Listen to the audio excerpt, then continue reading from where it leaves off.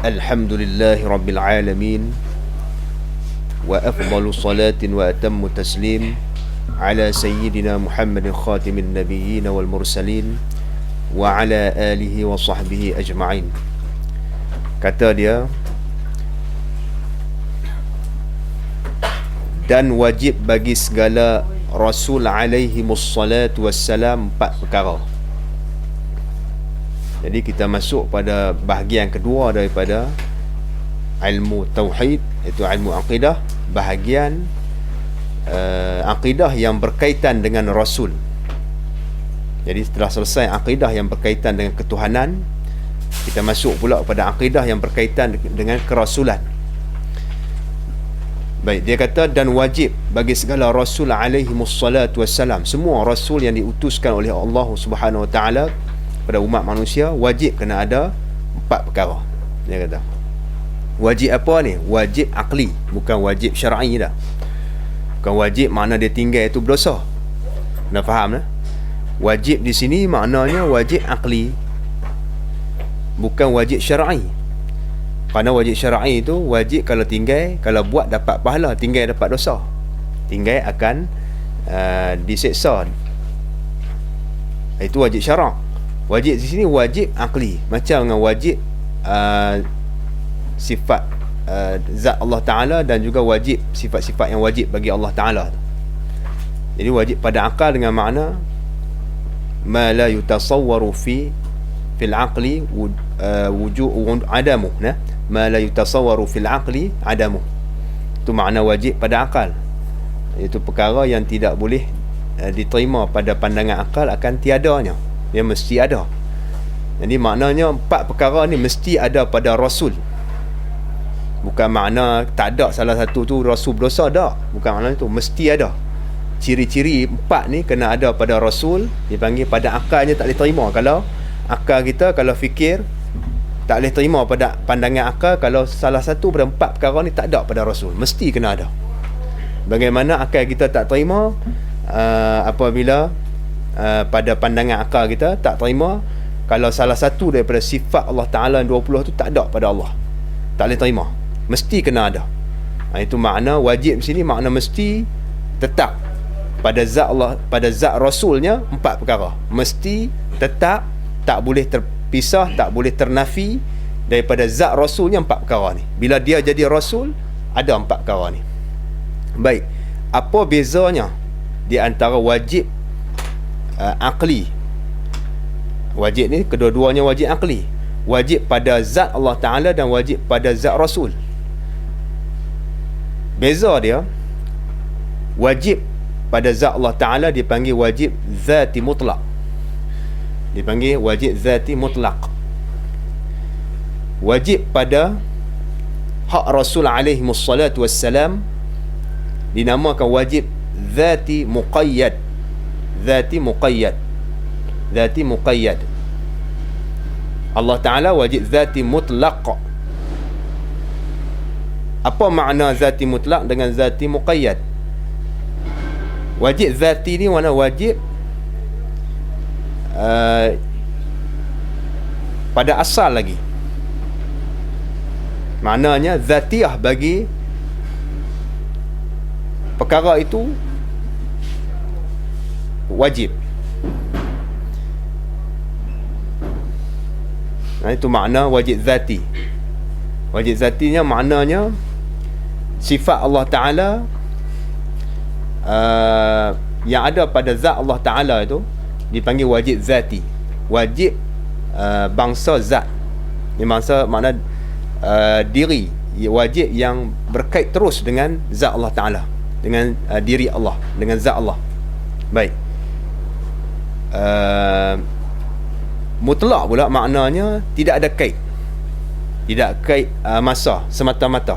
Wajib zati mutlak semata-mata. Wajib yang berkait, yang wajib yang bersangkut terus dengan zat Allah Ta'ala, dipanggil wajib zati. Adapun wajib zati muqayyad, iaitu wajib yang ada pada Rasul alaihi wassalatu wassalam, dinamakan wajib zati muqayyad kerana empat perkara ini mesti, wajib secara zatiahnya, secara jazatnya. Maknanya dia bila ada zat ni, dia sekali ada. Itu makna wajib zati. Dia dikaitkan dengan sifat Rasul, dikaitkan dengan pangkat Rasul. Maknanya selama mana dia jadi Rasul, selama tu mesti kena ada 4 sifat ni. Sebab tu dipanggil muqayyad. Dia kaitkan dengan selama mana dia menjadi Rasul. Faham tak? Jadi Allah Ta'ala tak ada kait lah, pasal Allah Ta'ala zatnya qadim, sifatnya qadim. Maka wajib dia tu pun tidak ada kait, mutlak. Wajibnya mutlak, tak ada kait. Adapun zat, wajib zati muqayyad, wajib yang ada pada zat skala Rasul ini dinamakan wajib zati muqayyad, yang ni dikaitkan selama dia jadi Rasul, kata Syekhuna. Dikaitkan selama jadi Rasul. Jadi wajib yang ada pada Allah Ta'ala dengan wajib pada Rasul tak sama.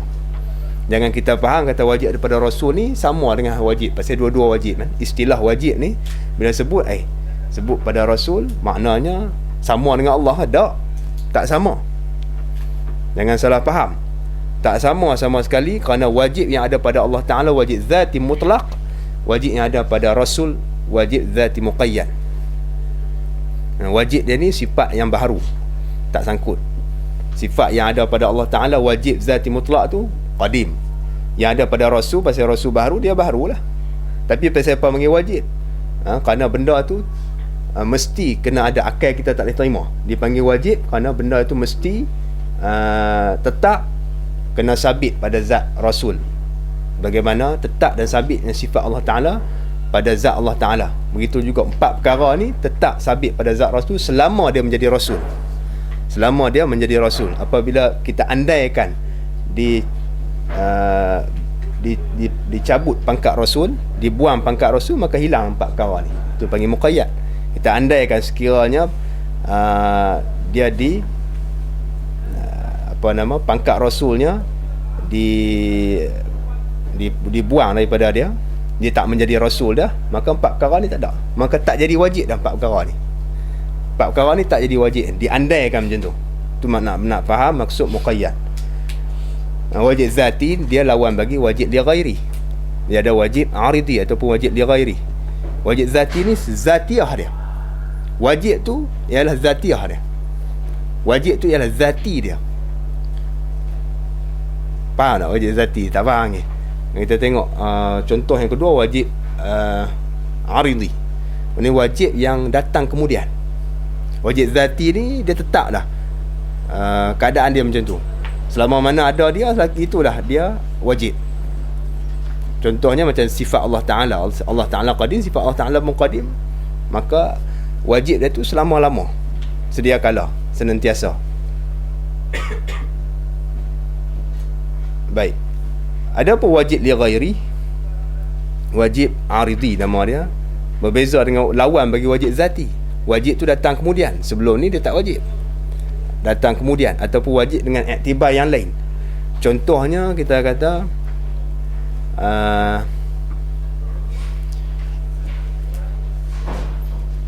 beranak. Kita ambil contoh beranak.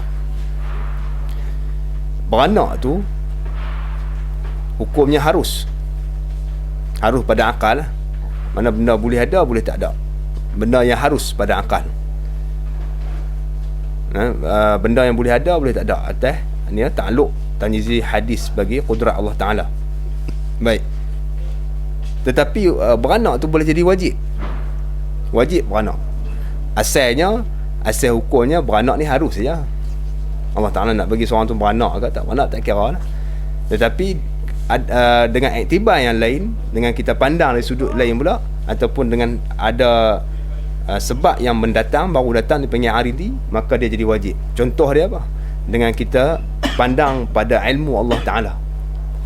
Kalau kita pandang dari sudut ilmu Allah Ta'ala, bahawasanya si Ali ni akan beranak pada 2 hari bulan 10 2010 misalnya, hari Selasa pukul 5 petang di hospital sekian-sekian contoh. Maka dalam ilmu Allah Ta'ala macam tu dah. Bila mai masa dia 2 bulan 10 pukul 5 petang ni di hospital sekian, wajib dia kena beranak. Kalau tidak, kalau tak beranak juga, maka akan jadi ilmu Allah Ta'ala itu jahil, akan bertukar ilmu Allah Ta'ala itu jadi jahil. Allah Ta'ala tak tahu bila dia nak beranak. Wajib tu wajib kerana iktibar ilmu Allah, maka dipanggil wajib li ghairi. Tak ada sangkut lah. Asalnya hukum, asalnya harus diri beranak tu harus, tetapi kalau iktibar pada ilmu Allah Ta'ala jadi wajib dengan kita kait masa tu lah, masa dia nak beranak. Jadi wajib di sini dipanggil wajib zati, asal wajib lah. Tak ada baru mai ke ataupun tak ada kemudian ataupun tak ada sebab lain. Memang asal dia pun wajib lah. Jadi 4 perkara yang wajib bagi Rasul ni, asal dia kena wajib macam tu. 4 perkara ni selama dia menjadi Rasul. Selama dia jadi Rasul, 4 perkara ni wajib. Apabila hilang pangkat Rasul, maka tak wajib dah 4 perkara ni. Kita andaikan macam tu. Baik, mana dia 4 perkara yang dia kata pertama sidqun. Arti sidik ini benar pada sekalian perkataan mereka itu. Arti sidik makna benar pada sekalian perkataan mereka itu, segala Rasul alaihi wassalatu wassalam. Ini sifat yang pertama. Sifat sidik kena ada pada zat Rasul alaihi wassalatu wassalam selama dia jadi Rasul. Bukan kata selama, bahkan sebelum dia jadi Rasul pun ada. Dia kata benar pada sekalian perkataan mereka itu. Ini penting kerana apa yang nak sampai itu tidak jadi dusta. Tidak jadi dusta. Benar pada sekalian perkataan mereka itu. Apa makna benar? Dia kata, dan makna benar itu, apakah maksud yang kata benar? Ikut tak faham. Makna benar itu ialah berbetulan. Makna sidqun itu maknanya berbetulan dengan nafsu pekerjaan. Makna benar di sini pada istilahnya ialah berbetulan dengan nafsu pekerjaan, yakni nafsul amri.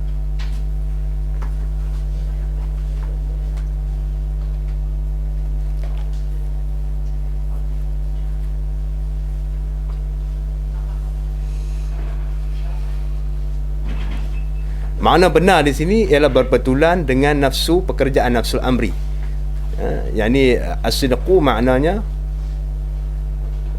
al-muwafaqah bi nafsil amri, al-mutabaqah bi nafsil amri. Mutabaqatu syai'in bi nafsil amri maknanya as-sidqu, makna benar. Macam mana contoh dia? Bila kata benar ni, macam mana contoh? Maknanya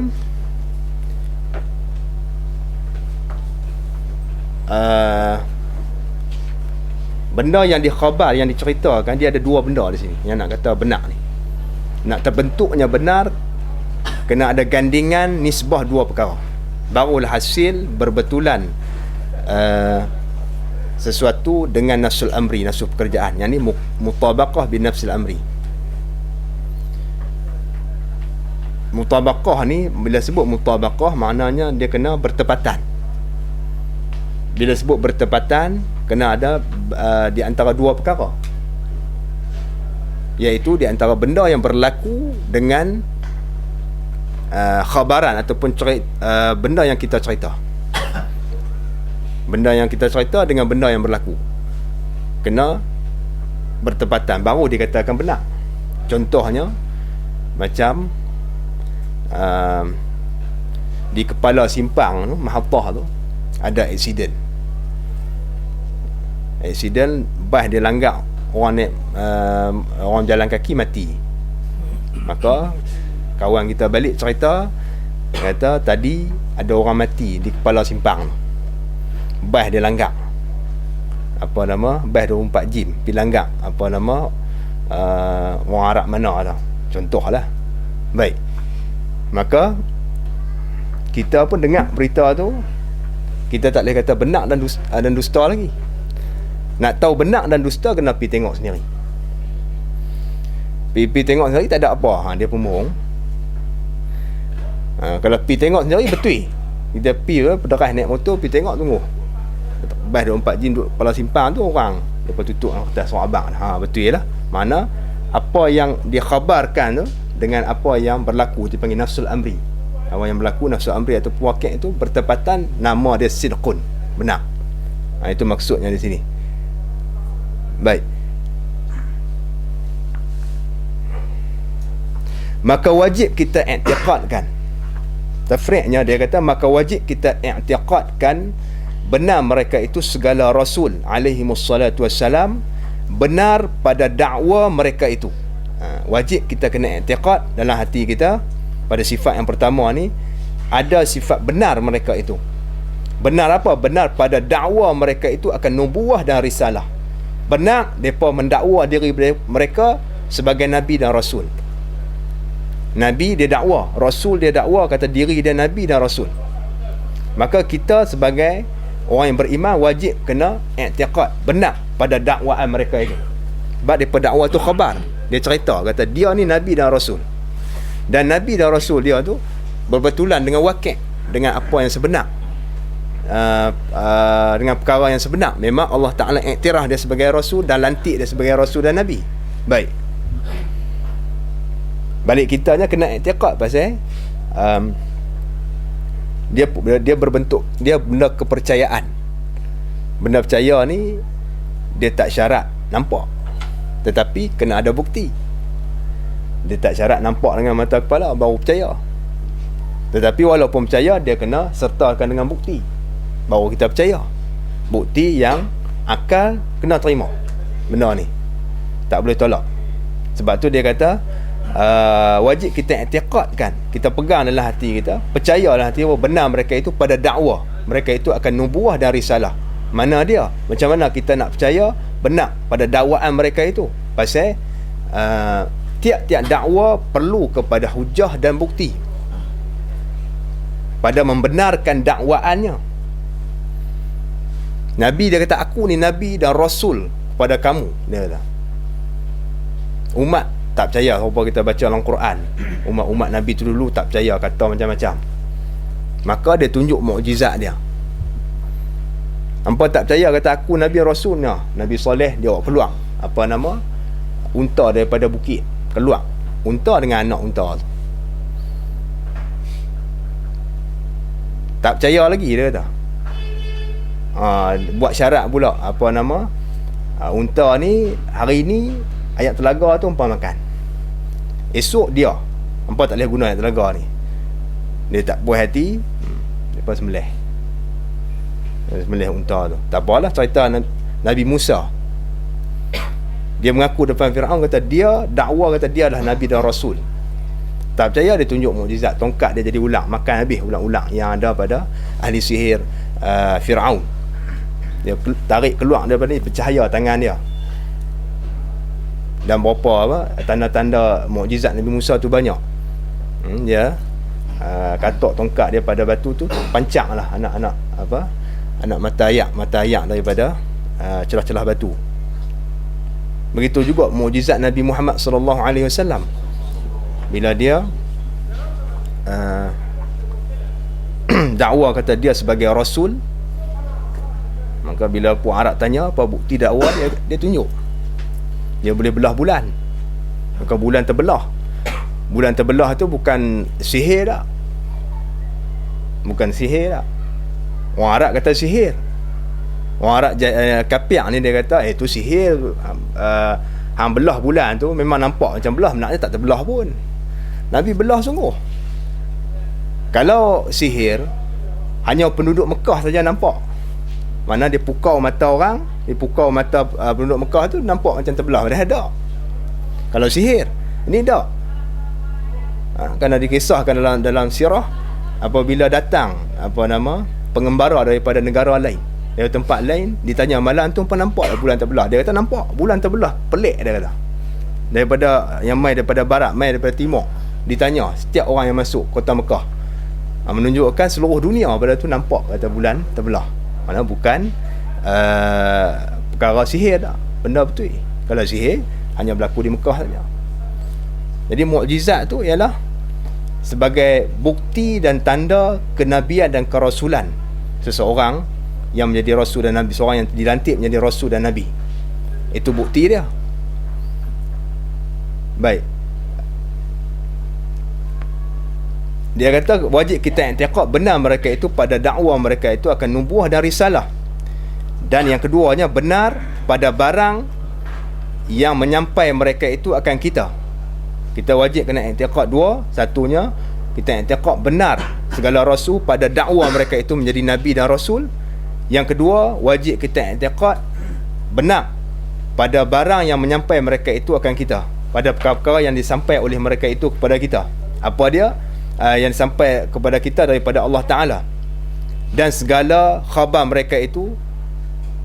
Dan juga wajib kita kena percaya pada segala khabar mereka itu. Baik, apa dia perkara yang disampaikan oleh mereka itu dan segala khabar, iaitulah daripada perkara yang gaib. Khabar ni makna daripada ni bayan pada khabar. Dan pada segala khabar mereka itu, iaitu daripada segala perkara yang gaib. Perkara yang gaib dan lainnya daripada perkara gaib, kisah-kisah umat-umat terdahulu, hak Nabi cerita, sama ada dirakam dalam Quran ataupun daripada hadisnya sendiri, semua tu wajib kita kena i'tiqad benar perkataan dia, kerana apa yang dia cerita itu betul dengan waqi', dengan nafsul amrinya. Baik, begitu juga segala perkara yang akan berlaku di akhir zaman, wajib kita i'tiqad benda ini akan berlaku, kerana apa yang Nabi cerita itu benar. Begitu juga perkara-perkara gaib selepas pada kematian kita, dibangkit pada mahsyar, pada mahsyar itu sendiri, kemudian siratul mustaqim, mizan, dosa pahala, syurga neraka, semua itu perkara gaib yang dicerita oleh Nabi dan wajib kita i'tiqad benarnya.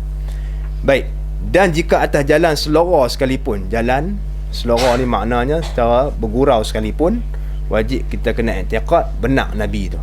Macam Nabi bergurau selora dengan seorang perempuan tua, dia tanya dia, boleh tak dia masuk syurga? Perempuan tu tanya, dia kata orang tua tak boleh masuk syurga. Teriak perempuan tu.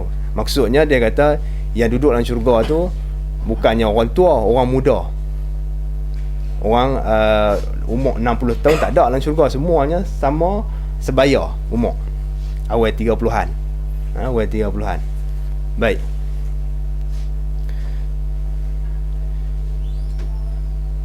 kata dia, dan mustahil lawannya, yakni dan lawan bagi siddiq itu mustahil di atas rasul, di atas segala rasul alaihi wassalatu wassalam, dan iaitu lawannya itu dusta, lawan bagi benar. Mana dalil dan bukti menunjukkan mereka itu bersifat dengan siddiq dan benar, dan dalil siddiq mereka itu bahawasanya jika berdusta mereka itu segala rasul alaihi wassalatu wassalam, apa jadi? Nescaya dustalah pula khabar Allah Ta'ala. Kalau kita andaikan jikalau berdusta mereka itu segala rasul, apa yang akan berlaku? Maka jadi pula dusta khabar Allah Ta'ala, khabar Allah tu. Kerana sebab apa jadi dusta khabar Allah? Kerana Allah Ta'ala mengkhabarkan Nabi Muhammad inilah Nabi yang sebenar dan utusan Allah Ta'ala dan Rasul dia. Maka bila kita dustakan, kalau mereka tu berdusta, seolah-olah membawa kepada khabar Allah Ta'ala itu dusta. Itu mustahil. Sebab apa yang dikatakan dusta khabar Allah? Kerana dia kata ilat pada dusta, kerana membenarnya Allah Ta'ala,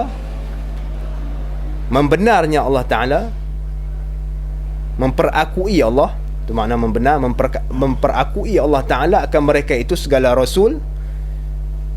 Macam mana cara dia akui dan membenarkan akan segala rasul itu? Dengan mengkurnianya mereka itu, yakni dengan cara mengkurnianya mereka itu beberapa mukjizat. Mengkurnianya Allah Ta'ala akan mereka itu beberapa mukjizat, yang mukjizat itu menempati firman-Nya Ta'ala, firman-Nya Allah Ta'ala. Apa firman-Nya? Telah benar hamba-Ku, yakni telah benar hamba-Ku pada tiap-tiap barang yang menyampai ia daripada Aku. Anda nak tulis sikit, telah benar hamba-Aku, yakni telah benar hamba-Ku daripada tiap-tiap barang yang menyampai ia daripada Aku.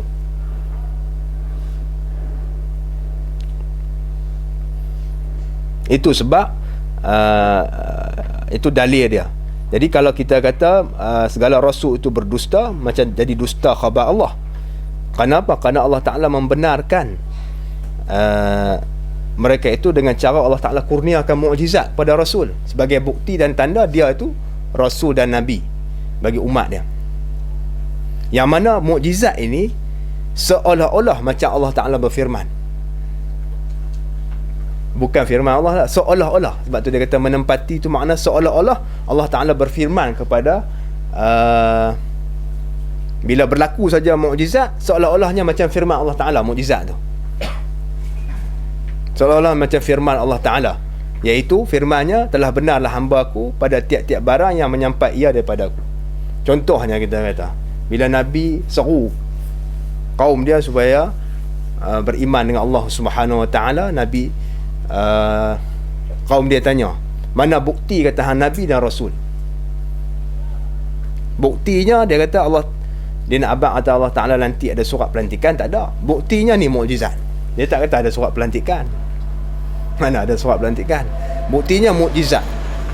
Mukjizat tu sebagai bukti aku ini Rasul dan Nabi. Kerana mukjizat ni benda yang melemahkan musuh daripada tiru sama dengan dia. Tu makna mukjizat.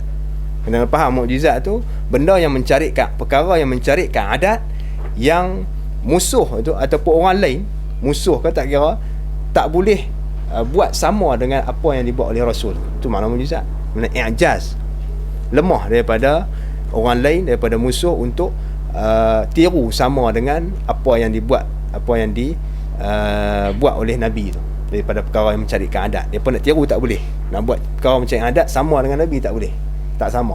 Ada orang boleh belah budan lepas tu, tak boleh. Ada orang boleh buat Quran sama, tak ada.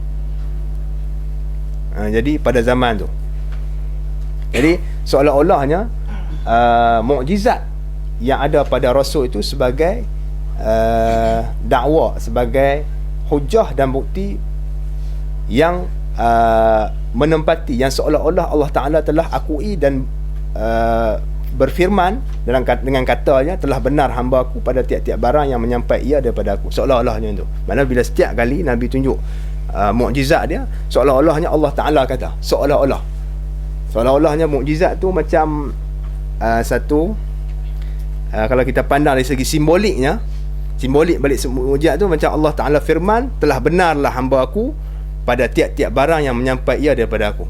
Telah benarlah hamba aku, betul hamba aku ini tiap-tiap perkara yang dia sampaikan. Dia bagi tahu, kata aku ni Nabi dan Rasul, Muhammad kena beriman Allah Ta'ala, jangan mensyirikkan Allah Ta'ala, hampa akan masuk neraka gini sekian. Maka Allah Ta'ala akui telah benar hamba aku dengan cara dizahirkan mukjizat. Faham tak? Tak faham lagi. Kita duduk di rumah, satu hari orang ketuk, buka orang yang kita tak kenal. Dia pun kata, saya pegawai cawangan khas daripada Bukit Aman. Dia kata minta, dia kata cik tolong lapor diri ke balai polis sekian. Contoh lah ni, nak buat contoh. Dia kata apa bukti? Kita tanya, takut pasal kamu banyak lama ni orang masa ni lah, masa zaman kita ni banyak orang berpura-pura ataupun menyamak polis dan menyamak pegawai macam-macam lah. Jadi kita tanya mana bukti? Dia kata kamu ni sebagai pegawai cawangan khas daripada Bukit Aman. Dia buat keluar surat, dia buat keluar kad kuasa dia. Ni kad kuasa dia ada dengan lambang apa semua, polis apa semua ada siap dalam tu lah, yang memang orang tak boleh tiru lah. kad kuasa ni original asli, keluar daripada Bukit Aman ni, kerajaan ni. Jadi bila dia buat keluar tu, seolah-olahnya siapa dia yang lantik polis ni sebagai pegawai, orang ni sebagai pegawai polis, iaitu yang di-Pertuan Agong. Seolah-olah yang Pertuan Agong kata telah benarlah pegawai orang ini sebagai pegawai PDRM misalnya, seolah macam tu lah. Dalam surat pelantikan kan ada kan, dan bahawasanya nama sekian-sekian telah dilantik menjadi seorang pegawai sekian-sekian lah. Kita tak pandai nak sebut macam mana kan. Jadi seolah macam tu. Dia tak payah surat pelantikan dia besar tu gantung di dinding, ni tunjuk ni surat pelantikan, tak ada. Tak payah, cukup dengan kad kuasa ya. Ataupun cukup dengan pakaian ni lah, pakaian uniform dia. Contoh tu pun uniform boleh tiru lagi, kena tunjuk juga kad. Baik, seolah macam tu. Jadi tak perlu bawa surat pelantikan gantung di rumah besar tu, nah tunjuk ni yang Tuan Agung lantik ni, tak boleh tiru dah lah. Tak ada lah, orang tak ada pegawai polis buat kerja macam tu. Tak ada. Faham tak? Baik. Kemudian kata dia, dan dusta pada khabar Allah Ta'ala itu mustahil. Dusta pada khabar Allah Ta'ala itu mustahil, kata Allah. Baik, maka sabitlah benar apabila dusta di atas Allah Ta'ala itu mustahil, maka sabitlah dalam pada pandangan kita nya, benar mereka itu segala Rasul alaihimussalatu wassalam. Dan apabila sabit ia sifat benar itu pada segala Rasul alaihimussalatu wassalam, secara automatiknya mustahillah dusta mereka itu, kerana dua perkara yang berlawanan tidak boleh berhimpun pada satu tempat dan satu masa. Baik. Yang keduanya amanah, dia kata. Yang kedua amanah. Artinya, arti amanah ini kepercayaan. Arti amanah dalam bahasa Melayunya kepercayaan. Apa maknanya? Ini terjemahan daripada Arab ke Melayu, bukan makna dia lagi. Dan maknanya, makna kepercayaan dan makna amanah ini dalam istilah ulama usuluddin, dalam bab sifat Rasul ni, makna amanah dan kepercayaan ini, kerana amanah ni ada banyak makna. Ada makna lughawi, tapi yang kita nak makna pada bab sifat Rasul. Apa makna amanah, apa makna kepercayaan? Maknanya terpelihara mereka itu, segala Rasul alaihimussalatu wassalam, daripada mengerjakan segala barang yang ditegah. Terpelihara daripada mengerjakan segala perkara yang ditegah. Dia tak sebut terpelihara daripada perkara yang haram lah, dia sebut perkara yang tegah. Ni umum lah maknanya. Ibarat daripada ismah. Terpelihara ni ibarat daripada ismah, ataupun kita panggil maksum. Ismah tu sifat, maksum tu isim maf'ul lah, kena pada zat Rasul lah, maksum. Sifatnya ismah. Baik. Jadi terpelihara mereka itu daripada mengerjakan segala barang yang ditegah oleh Allah Ta'ala. Dan jika makruh dan khilaful aula sekalipun, ini ta'mim dia panggil, ghayah li ta'mim, nak mengumumkan barang yang ditegah. Yang ini termasuk, bukan kata perkara yang haram sahaja terpelihara daripada mereka itu, perkara yang haram ni, bahkan perkara yang makruh dan khilaful aula pun terpelihara juga daripada mereka itu.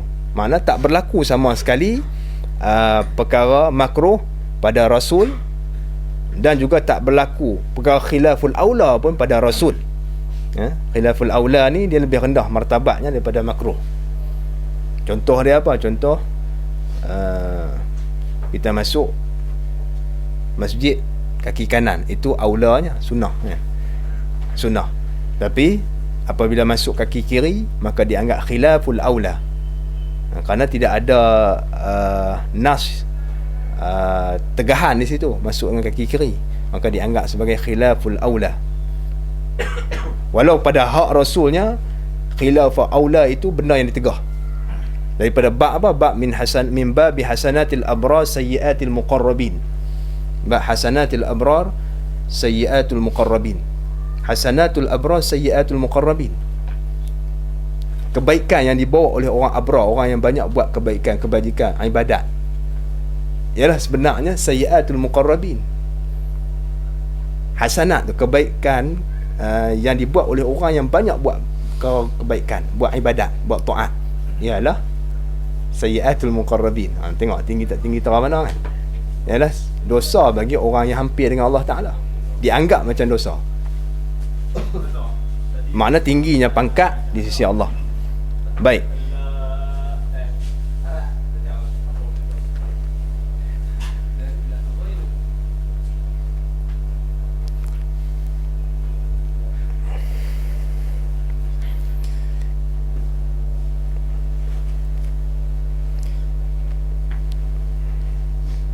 Kelana.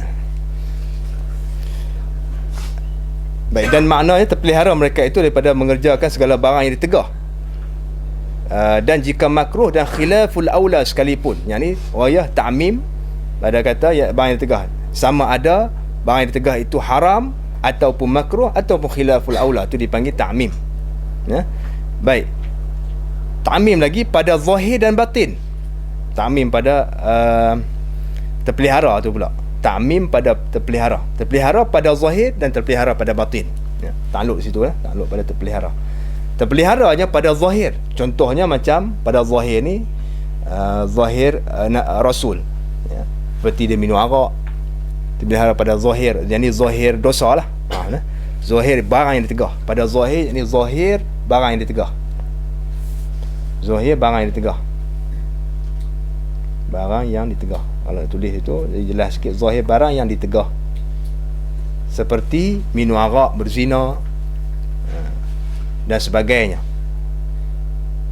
Dan batin itu terpelihara daripada barang yang ditegah pada batin. Batin barang yang ditegah. Batin barang yang ditegah seperti hasad, dengki, riak, takabur, sum'ah, itu perkara batin adalah hati. Batin bagi barang yang ditegah iaitu benda yang maksiat batin dipanggil. Barang yang tegah batin makna maksiat batin seperti hasad, riak, takabur, sum'ah dan sebagainya. Itu pun tak boleh ada pada Rasul. Ta'mim lagi pada ketika kecil dan besarnya. Ketika dia kecil dan besar dan sebelum dia dilantik menjadi Rasul, dan pada dahulu daripada jadi Nabi dan kemudiannya. Yang ni sebelum dia menjadi Nabi dan Rasul, dan selepas dia Nabi Rasul pun tetap dia terpelihara daripada melakukan perkara yang tegah ni, sama ada makruh, haram ataupun khilaful aula.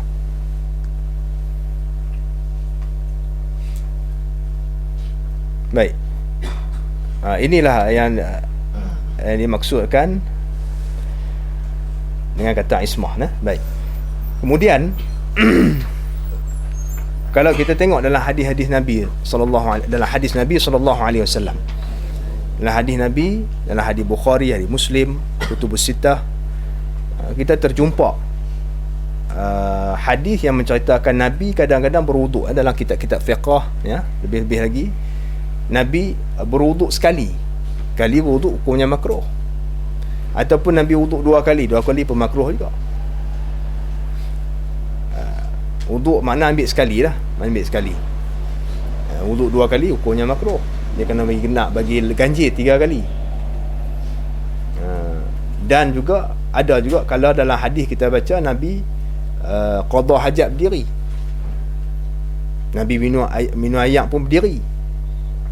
Jadi macam mana kita nak jawab pada benda tu makruh? Makruh ni lagi tinggi pada khilaful aula. Maka dijawab oleh ulama, ya, apa yang berlaku pada Nabi ni daripada perkara tersebut ialah semata-mata nak menyatakan pada umat hukumnya harus pada syarak bagi umat melakukan. Dia buat ni daripada perkara makruh dan khilaful aula. Bagi pada waktu itu hukumnya tak jadi makruh dan khilaful aula. Tak jadi makruh. Bila Nabi qada hajat berdiri, minum berdiri, dia ambil wuduk sekali, itu bukan jadi makruh dah, itu jadi tasyri' dia panggil. Perkara tu semua dipanggil perkara tasyri', ya? Kerana setiap benda yang surahnya, rupanya nampak macam makruh dan khilaful aula, maka dia akan bertukar jadi amrun tasyri'i, benda yang berkaitan dengan syarak. Dia akan bertukar kepada sama ada wajib ataupun sunat. Dua tu, ya. Perbuatan Nabi beredar di antara dua ni, wajib dengan sunat. Perbuatan Nabi ni selama dia menjadi rasul, selama hidup dia, bukan kata menjadi rasul saja, start daripada kecil dia beranak sampailah dia wafat, beredar atas dua ni, iaitu benda wajib dan benda sunat. Walaupun rupanya kita nampak pada waktu dia menjadi Nabi dan Rasul, Nabi kita sendiri dia menjadi Rasul, rupanya nampak macam makruh dia buat tu, macam cerita tadi. Dia minum air berdiri, makruh lah. Qada hajat berdiri, makruh. Rupanya macam tu sekalipun, tetapi benda itu dipandang dari segi tasyri'. Dia nak mentasyri'kan hukum. Nabi nak mentasyri'kan hukum. Bila nak mentasyri'kan hukum, maka hukumnya tak jadi makruh pada hak Nabi. pada hak Nabi tak jadi makruh, kerana itu tugas dia. Dia nak cerita hukum. Dia nak cerita hukum apa? Dia nak cerita hukum yang aku buat ni harus bagi umat buat. Tapi syaratnya benda makruh dan khilaful aula sahaja. Ada pun benda haram Nabi tak buat. Nabi nak buat benda haram, kemudian dia kata ni tak boleh, tak ada. Kemudian dia tinggal. Bukan macam tu tak. Benda haram tak boleh jatuh sama sekali, tak boleh berlaku sama sekali, ijma'an atas Nabi SAW. Baik. Jadi jelas masalah tadi. Kira kalau kita jumpa dalam hadis Nabi buat benda bercanggah dengan sifat yang kedua ni, amanah, maksudnya bukan itu menjadi merosakkan sifat amanah, tak merosakkan, tak jadi bercanggah sama sekali. Itu semata-mata yang berlaku pada Nabi itu ialah untuk mentasyri'kan hukum, nak menyatakan hukum bahawasanya harus bagi umat melakukan perkara dia buat ni. Hukum harus, walaupun makruh, nisbah pada umat tu makruh, tapi bagi dia bila nak tasyri' hukum tak ini makruh. Baik. Katanya dan mustahil lawannya, yakni lawan bagi sifat amanah atau kepercayaan ini mustahil di atas Allah Ta'ala, iaitu khianah. Dan dalilnya, dalil amanah mereka itu segala Rasul alaihimussalatu wassalam, bahawasanya jika khianat, yakni jikalau khianat mereka itu, kita fardu takdir, andaikan kalau mereka itu khianat, apa hukumnya? Nescaya adalah kita disuruhkan kita dengan khianat juga. Kalau mereka itu khianat, kita pun disuruh khianat, disuruhkan kita khianat. Pasal apa? Kerana disuruhkan kita dengan mengerjakan seumpama perbuatan mereka itu. Kita dituntut, umat ni dituntut supaya mengikut Rasul dan Nabi, dituntut oleh Allah Ta'ala kepada kita umatnya supaya mengikut apa yang dibuat, yang dikerjakan oleh Rasul kita. Maka kalau Rasul tu khianat, maka kita pun khianat juga. Jadi macam tu kan, soalahnya macam tu. Baik, kalau begitu maka tiada bahawa disuruhkan kita dengan khianat itu.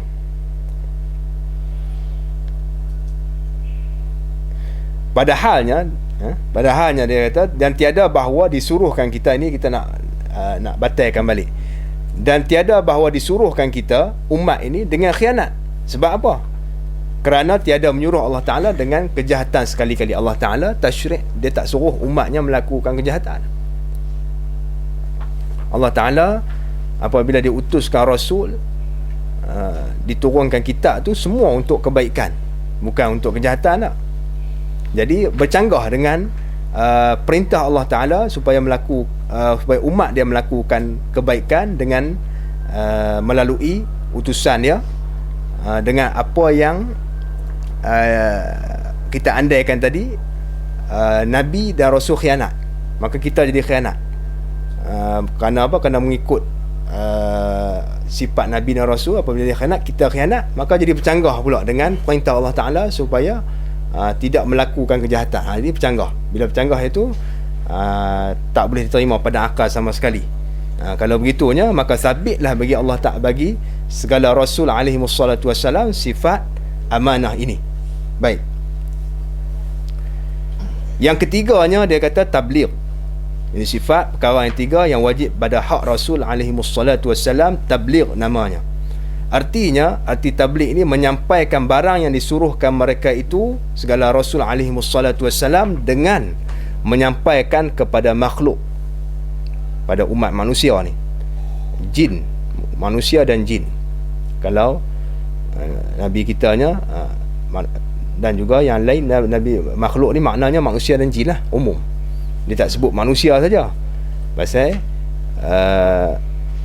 jin pun termasuk juga dalam mukallaf, yang ditaklif, yang diberatkan hukum. Makhluk ni makna manusia dan jin, walaupun Nabi terdahulu. Baik, maka adalah barang yang diwahyukan oleh Allah Ta'ala kepada segala Rasul itu tiga bahagi, dia kata.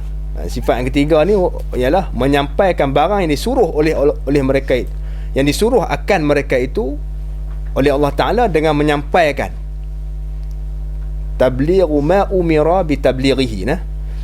Wajib mana tabligh ma umira bi tablighi, menyampaikan barang yang diperintahkan oleh Allah Taala akan mereka itu supaya menyampaikan kepada makhluk.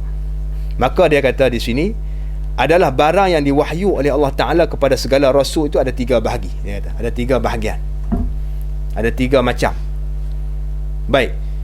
Yang pertamanya dia kata satu bahagi, pembahagian yang pertama menyuruh Allah Ta'ala akan mereka itu segala rasul dengan ketiadaan menyampaikan akan dia kepada makhluk. Menyuruh Allah Ta'ala akan mereka itu dengan ketiadaan menyampaikan dia akan segala perkara yang disampaikan kepada segala perkara yang disampaikan kepada rasul tadi tak dia boleh disampaikan pada makhluk. Allah Ta'ala perintah jangan bagi cerita pada makhluk, kerana ini rahsia. Apa dia jangan tanya. Dia tanya, apa dia Ustaz? Ada orang tanya, angkat tanya, Ustaz apa dia? Rahsia, benda kita tak tahu nak tanya apa. Tak kena tanya lah. Tak kena tanya, benda rahsia. Mana benda yang Allah Ta'ala punya Rasul sahaja yang tahu. Dia tak cerita pada siapa pun, walaupun orang yang terdekat dengan dia, orang kanan dia tak cerita. Mana hanya Rasul dan Allah Ta'ala dia tahu. Allah Ta'ala cerita pada dia, dan dia tak boleh sampaikan kepada umat. Apa dia jangan tanya. Itu rahsia. Baik. Bahagian yang kedua, maka hak ni tak wajib sampai pada umat. Dan satu bahagi pula, yang ni bahagian yang keduanya, memberi pilih oleh Allah Ta'ala akan mereka itu segala rasul padanya pada menyampaikan barang yang disuruh oleh mereka itu dengan menyampaikan pada makhluk. Diberi pilih. Maknanya bahagian yang kedua ni Allah Ta'ala beri pilihan kepada segala rasul yang dia lantik, sama ada dia nak cerita pun boleh, dia tak cerita pun tak apa. Itu terpulang kepada rasul tersebut. Dia nak cerita perkara yang diceritakan oleh Allah Ta'ala kepada dia, yang disampaikan oleh Allah Ta'ala dia nak cerita kepada semua umat dia pun boleh, ataupun nak cerita pada seorang saja daripada umat dia kan, sebahagian pada umat dia, ataupun dia tak cerita langsung. Itu pilihan dia, terpulang kepada dia, maka tak wajib. Bila terpulang ni maknanya tak wajib atas dia sampai, dan tak wajib dia tak sampai. Tak, atas ikut kehendak rasul tu sendiri. Contoh dia apa? Contoh rahsia yang Nabi cerita kepada sebahagian pada umat dia. Rahsia yang Nabi Muhammad sallallahu alaihi wasallam cerita kepada Huzaifah Al-Yamani tentang list senarai nama munafiqin yang ada di Madinah ni. Nabi cerita satu-satu pada Huzaifah. Sebab tu Huzaifah Al-Yamani digelar sebagai sahibu sirrin Nabi sallallahu alaihi wasallam. Sayyidina Abu Bakar pun tak tahu, Sayyidina Umar pun tak tahu, orang kanan ni. Sayyidina Osman, Sayyidina Ali pun tak tahu, isteri dia pun tak tahu. Huzaifah Al-Yamani sahaja tahu list senarai nama-nama orang munafik. Sebab tu Huzaifah Al-Yamani, Sayyidina Umar ni cerdik. Kalau dia nak semayang, dia turut Huzaifah Al-Yamani. Kalau pergi satu kampung tu, kalau Huzaifah Al-Yamani tak semayang belakang kawan ni, confirm dah tu Tok Imam tu munafik. Sayyidina Umar tak turut. Dia tengok, dia pandai, dia turut Huzaifah Al-Yamani. Kalau dia tengok Huzaifah tu tak semayang di belakang dalam jemaah tu, dia tak semayang di belakang imam tu, makna confirm ni munafik. Dia tahu. Dia tak boleh cerita. Itu rahsia antara dia dengan Nabi. Baik. Itu perkara yang dia boleh pilih. Dia beri pilih oleh Allah Ta'ala, beri pilihan oleh Allah Ta'ala kepada Rasul untuk sampai kepada umat ataupun tidak menyampaikannya. Dan satu bahagi dia kata, dan satu bahagi, bahagian yang ketiganya menyuruh Allah Ta'ala akan mereka itu segala Rasul dengan menyampaikannya akan perkara yang diperintahkan untuk disampaikan kepada makhluk. Ini wajib sampai lah. Wajib dia kena sampaikan.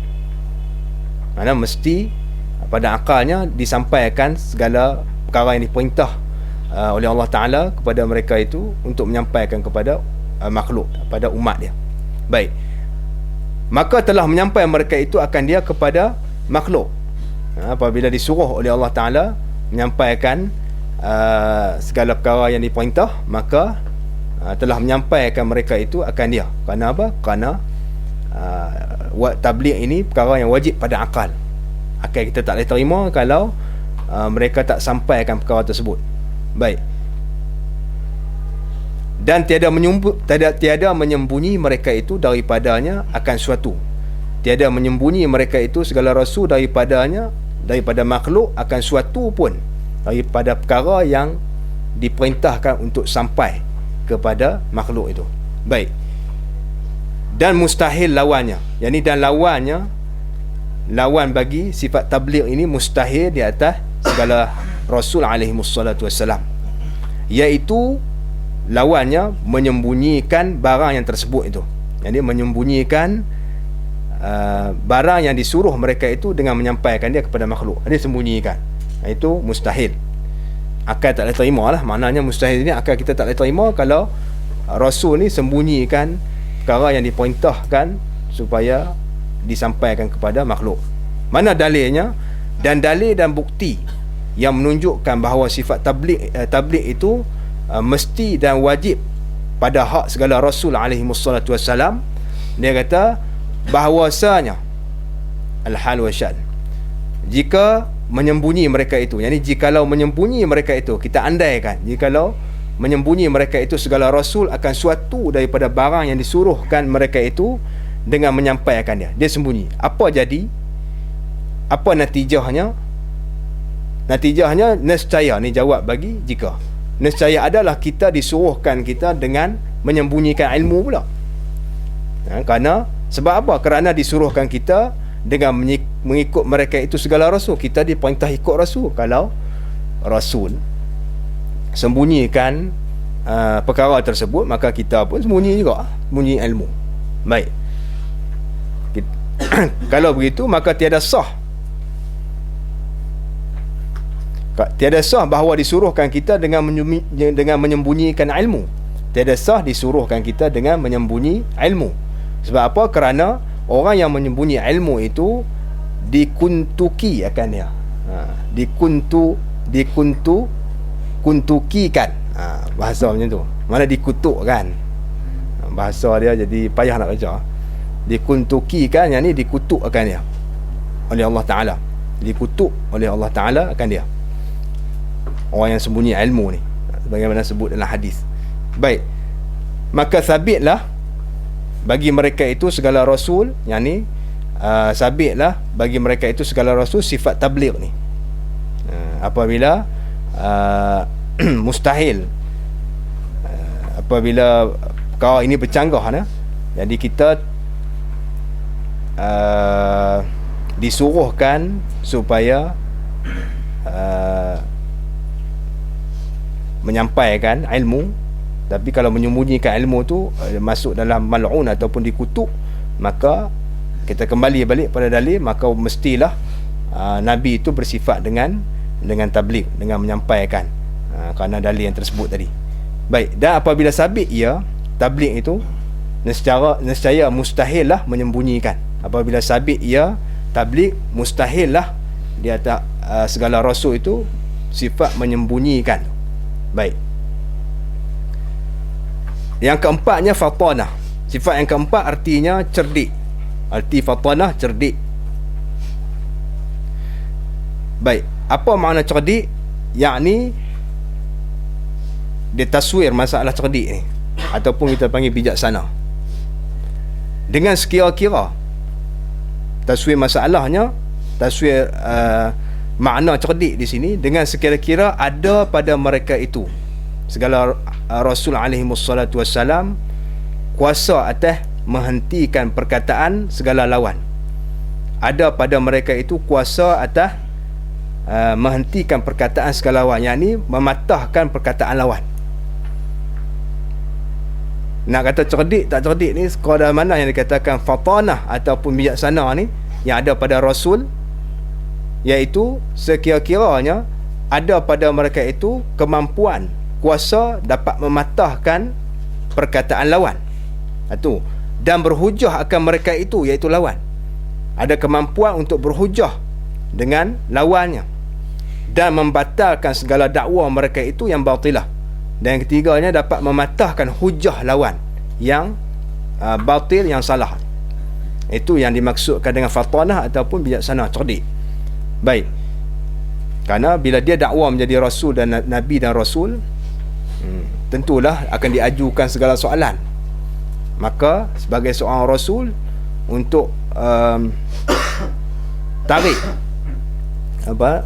umat percaya kepada dia, maka dia kena bijaksana, dia kena cerdik untuk mematahkan hujah lawan, supaya orang lain yang dengar, yang bersama-sama dengan, kalau ada orang yang inat sekalipun, 2-3 orang yang keras kepala ni, walaupun betul tapi dia tak mau terima je kerana ada sebab-sebab tertentu, contohnya macam pangkat, harta dan kekayaan ke, dan sebagainya, yang memang dia tak boleh terima Nabi Muhammad itu sebagai rasul, kerana takut dia tu akan hilang pangkat dia di kalangan kaum dia. Maka paling tidaknya bila Nabi berhujah, orang yang dikeliling dia akan terima, boleh terima, dan akan masuk beriman dengan Nabi Muhammad sallallahu alaihi wasallam. Itu perlu pada sifat fatanah, perlu pada sifat fatanah. Baik.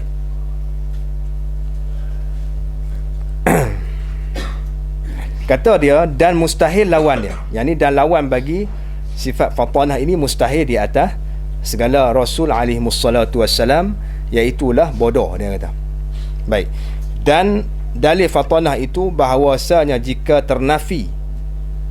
ternafi daripada mereka itu segala rasul oleh fatanah, tak ada sifat fatanah ni, apa akan jadi? Nescaya tiada kuasa mereka itu atas mendirikan hujah atas segala lawannya, atas segala lawan mereka itu. Apabila tak ada fatanah, maka dia tidak mampu untuk mengemukakan hujah kepada lawan, tak mampu untuk mengemukakan hujah pada lawan dan mematahkan hujah lawan. Jadi iaitu tiada kuasa mendirikan hujah atas lawan itu mustahil. Yang ini mustahil atas rasul. Sebab apa? Kerana mengkhabarkan oleh Quran dengan mendiri, yang ini mengemukakan mereka itu akan hujah atas segala lawannya. Banyaklah dalam Quran, contohnya macam firman Allah Ta'ala, wa tilka hujjatuna atainaha Ibrahim, dalam Quran. Dan wajadilhum billati hiya ahsan. Banyak lagi ayat-ayat Quran yang menceritakan tentang segala rasul ni, start daripada Nabi Adam sampai Nabi Muhammad sallallahu alaihi wasallam, dikisahkan dalam Quran. Nabi Ibrahim, Nabi Musa dan nabi-nabi yang lain, mereka dapat mengemukakan hujah untuk mematahkan hujah lawan. Jadi tak boleh terimalah kalau kata tak kuasa tu bercanggah dengan dalil Quran. Kalau begitu, maka sabitlah pada pandangan akal kita, cerdik mereka itu dan fatanah mereka itu segala rasul. Dan apabila sabit ia, sifat cerdik ini, mustahil lah bodoh. Baik. Habis 4 sifat yang wajib pada hak Rasul alaihi wassalatu wassalam sebagai wajib zati muqayyad, dia panggil nama dia. Baik. Kemudian ada satu sifat yang harus pada hak Rasul alaihi wassalatu wassalam, sebagaimana satu perkara yang harus pada zat Allah Subhanahu Wa Taala, harus juga pada hak Rasul. Tapi harus yang pada hak Allah Taala tak sama dengan harus pada Rasul lah. Baik. Dan harus pada hak, mana harus sini boleh ada dan harus pada dia. Boleh ada dan boleh tidak, atas jalan bergilir ganti lah. Itu makna harus.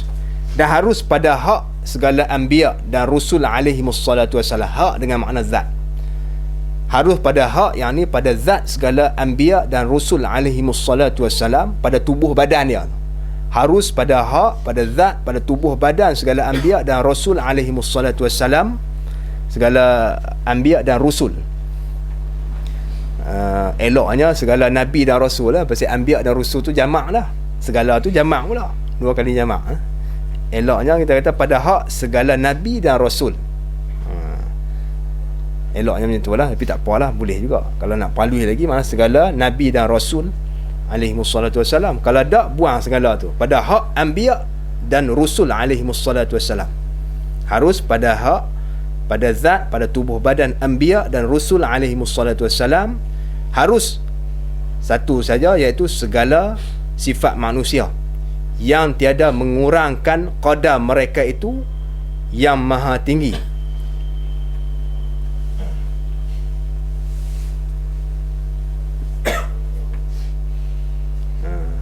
Jadi satu sifat manusia, mereka bersifat, harus pada Rasul itu bersifat dengan sifat manusia, tetapi sifat yang tidak mengurangkan qadar, pangkat. Qadar makna pangkat mereka itu yang maha tinggi. Tulis sikit lagi, dan tidak meluputkan hikmah dibangkitkan menjadi Rasul, dan tidak meluputkan sifat manusia yang tidak meluputkan hikmah dibangkitkan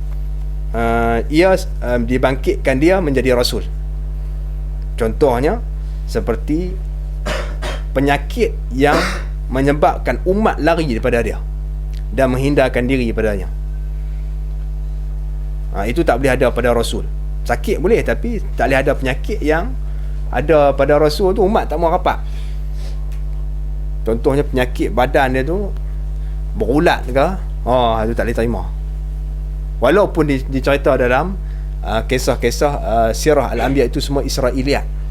Kena ingat, dia kita kena kembali pada kaedah aqliyah. Kalau ada cerita yang bercanggah dengan hal ni, tolak. Kaedah ni tetap dah. Kaedah yang ditetapkan ni memang tetap dah. Walaupun dalam kitab kita buka, ada itu dinisbahkan kepada Israiliyat. Ada cerita-cerita Israiliyat masuk dalam kisah Anbiya dan Rasul ni, yang tak ada dalam Quran dan hadis. Baik. Dia kata seperti makan dan minum. Contohnya seperti sifat manusia yang biasa ni, yang tak menjatuhkan pangkat mereka itu yang maha tinggi. Seperti makan dan minum, macam biasalah. Nabi dia makan minum macam kita juga. Dan sakit ringan, demam, tak apa, bukan sakit berat dah. Sakit yang menyebabkan luput hikmah dibangkitkan menjadi Rasul. Kalau sakit yang teruk ni, dia nak Nabi bangkit aja umur 40 tahun jadi Rasul, 41 dah kena penyakit gout misalnya, nak berjalan tak boleh, contoh kita kata, kena penyakit darah tinggi, buah pinggang rosak, tu tak boleh ada pada Rasul sama sekali benda tu. Penyakit tu akan menyebabkan meluputkan hikmah dia bangkit menjadi Rasul. Ada penyakit kusta ke zaman dulu lah, penyakit kusta tu penyakit luruh anggota, orang lari, penyakit berjangkit. Jadi itu meluputkan hikmah dibangkit menjadi Rasul. Apa dia hikmah bangkit menjadi Rasul? Iaitu menyampaikan segala hukum hakam, segala perintah Allah Ta'ala pada umat, supaya umat boleh terima dan berpegang dengan dia. Jadi luput lah tu, tak guna bangkit jadi Rasul. Kalau Rasul ni kena penyakit macam-macam, contoh kita kata kena penyakit macam-macam, tak boleh ada, mustahil sama sekali. Walaupun diceritakan dalam buku-buku ataupun kisah-kisah Al-Anbiya, tolak, tak boleh pakai. Ini kaedah dia, kerana kisah-kisah tu jadi Israiliyat. Baik. Kerana kena ingat, sakit yang ringan. Kalau sakit yang berat, macam mana dia jadi Rasul? Tugas dia, Rasul berat tugas dia. Mana Rasul dia kena sentiasa ni lah, tubuh badan dia tu sihat, supaya dia boleh menyampaikan segala hukum pada umat dia, dan bergurau yang halal, dia kata, dengan isteri dia, tak ada apa. Ini perkara yang harus bagi ada pada Rasul.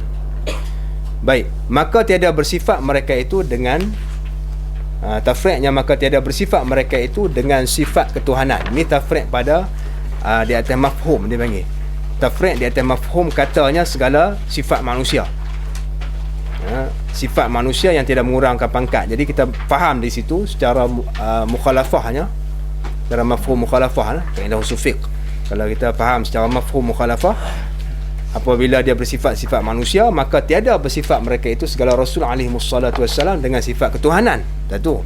Yang keduanya, dan tiada bersifat mereka itu dengan sifat malaikah, tak bersifat juga dengan sifat malaikah.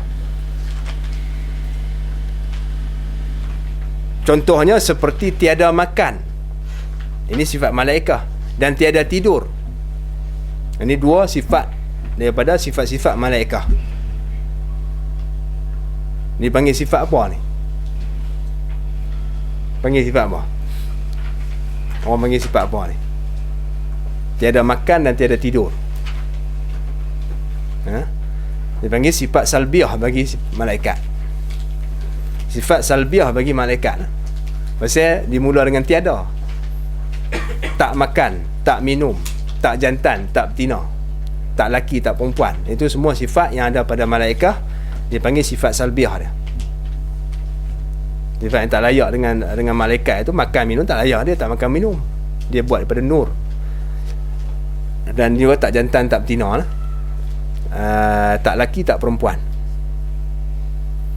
Jadi makna dia tak bersifat dengan sifat ketuhanan dan tak bersifat dengan sifat malaikah. Itu antara ciri harus bagi Rasul. Bahkan dia bersifat dengan sifat manusia yang tidak menjatuhkan pangkatnya sebagai seorang Rasul, dan tidak meluputkan hikmah dibangkitkan menjadi Rasul. Itu penting. Baik, dia kata dan tiada bersifat pula mereka itu segala Rasul dengan sifat manusia. Di sini jaga, penting ni. Yang mengurangkan qadar, yakni pangkat mereka itu. Tak boleh sama sekali mereka itu bersifat dengan sifat manusia juga, tapi yang akan merendahkan, menjatuhkan pangkat mereka itu. Contohnya seperti segala perkara yang mencederakan muru'ah, yakni marwah, perkara yang menjatuhkan marwah dia. Contoh dia apa? Coba kencing tepi jalan, itu marwah. Makan tepi jalan, duduk tepi jalan kita makan, itu menjatuhkan marwah juga bagi seorang Nabi, dan juga bagi orang yang bersifat dengan siqah dan adil. Tak boleh. Itu benda yang menjatuhkan marwah dia. Kencing tepi jalan, tembak di dinding, serupa tu juga, menjatuhkan marwah. Baik,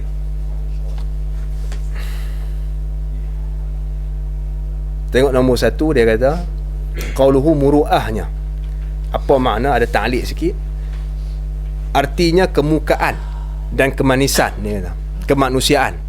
Artinya kemukaan atau kemanusiaan. Kemukaan dan kemanusiaan. Kemukaan atau kemanusiaan, dia kata. Itu ditafsirkan makna, diterjemahkan makna muru'ah. Nombor 1 di atas sebelah luar, ta'liq. Qauluhu muru'ahnya artinya apa makna muru'ah? Muru'ah bahasa Arab, semelajunya kemukaan ataupun kemanusiaan. Dua tafsiran. Apa maknanya? Maknanya iaitu kemuliaan seseorang dan juga kesempurnaannya, dan beberapa adab yang ada sekalian itu pada dirinya, yang membawa oleh memeliharanya segala Rasul akan dia, akan beberapa adab tadi. Itu maksud dengan marwah, muru'ah, yang membawa oleh memeliharanya Rasul akan dia, akan segala beberapa adab itu membawa kepada baik segala perangai dia. Ini maksud dengan muru'ah. Bila kita orang yang ada marwah ni, muru'ah ni, ialah apabila kita jaga ada adab yang orang awam buat, yang menjatuhkan marwah. Contohnya kencing tepi jalan. Pada adab masyarakat di yang Arab di sini, kencing tepi jalan tu jatuh muru'ah bagi orang yang ahlul muru'ah. Macam kita penuntut ilmu ni, contohnya Talib Azhar, tak pergi kencing tepi jalan. Contohlah kita kata pakai kepiah apa semua, kita kencing tepi jalan, jadi orang akan tengok, jatuh marwah. Makan tepi jalan misalnya, orang lalu lalang tu, jatuh marwah misalnya. Dan banyak lagi perkara-perkara ni, kita buat perkara yang menjatuhkan marwah. Antaranya kerja cuci jamban, itu perkara yang jatuh marwah. Pekerjaan yang jadi hina, angkut sampah, perkara yang hina, tak boleh ada pada orang yang ahli siqah dan ahli adli. Kalau dia riwayat hadis, kerja dia angkut sampah, cuci jamban, ditolak riwayatnya, walaupun benda tu halal, tetapi dari segi pandangan masyarakatnya menjatuhkan maruah dia bagi seorang ahli hadis ataupun seorang alim. Baik, ini tak boleh ada pada segala Rasul alaihi wassalatu wassalam. Mana maksudnya di sini muru'ah ni, apabila kita jaga dia, membawa pada baik perangai kita, jadi elok perangai kita dan elok segala adatnya. Itu maksudnya di sini. Kita baca lagi di atas, dan terjemah hamba akan muru'ah dengan kemukaan itu, dia kata betul lagi nyata, dia kata, kerana ada makna lain. Diterjemahkan akan muru'ah dengan kemukaan itu betul lagi nyata, dia kata. Sebab apa? Kerana kemukaan pada bahasa Melayu itu kinayah daripada keadaan seorang yang mempunyai nafsu yang dipujikan, mempunyai nafsu yang dipuji, mempunyai jiwa yang dipuji, yang membawa akan dia kepada mengerjakan pekerjaan yang baik. Apabila seorang tu mempunyai jiwa yang baik yang dipuji, dia akan melakukan perkara yang baik. Lagi tiada redha ia sertanya mengerjakan barang yang tiada patut dengan keadaannya manusia. Dia tak suka buat perkara yang tak patut dan layak sebagai seorang manusia, maksudnya.